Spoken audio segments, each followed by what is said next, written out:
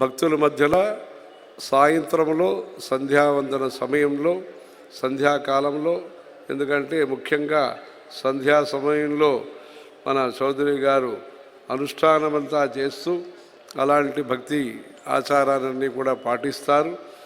ఈ సంధ్యా సమయంలో 6 గంటల నుంచి 6:30 మధ్యలో ప్రజలందరూ కూడా దీపం వెలిగించి, నూనెతో దీపం వెలిగించి, ప్రభుత్వం వాళ్ళు కూడా పంచదార బియ్యం పప్పు ఇస్తున్నట్టుగా ఈ నువ్వులతో చేసిన ఈ తైలం ఏదైతే ఉన్నదో, ఆ నల్ల తైలం ఏముంటుందో దానికోసం ఏదైనా విశేష పథకాలన్నీ కూడా తీసుకొచ్చి దేవాదాయ శాఖ ప్రభుత్వం వాళ్ళు కూడా మంచి నూనె సప్లై చేసి 6 గంటల నుంచి 6:30 వరకు ప్రతి ఇంటిలో కూడా ముగ్గులు వేసి ఈ దీపోత్సవాన్ని ప్రతినిత్యం కూడా మనం దీపాన్ని వెలిగించి ఈ దీపోత్సవాన్ని జరుపుకోవాలి.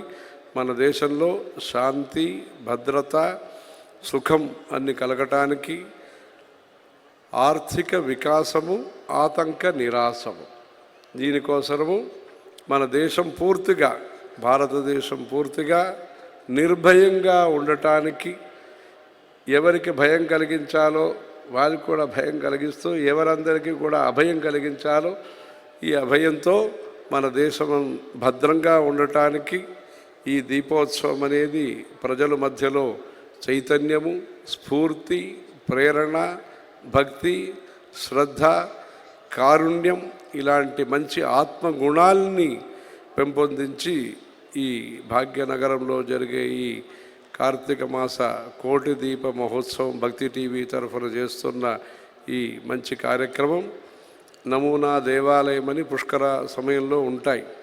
ఇక్కడ నమూనా ఉత్సవాల్ని మీరు దీపం, శంఖము, డమరు ఇలాంటి మంచి మంచి అదే తీరుగా మంచిగా చేస్తున్నారు.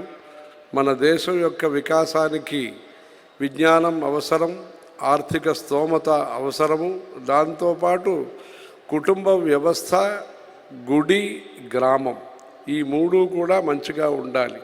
రూరల్ డెవలప్మెంటు, తర్వాత కుటుంబ సభ్యత, ఫ్యామిలీ వాల్యూస్ అది మంచిగా ఉండాలి.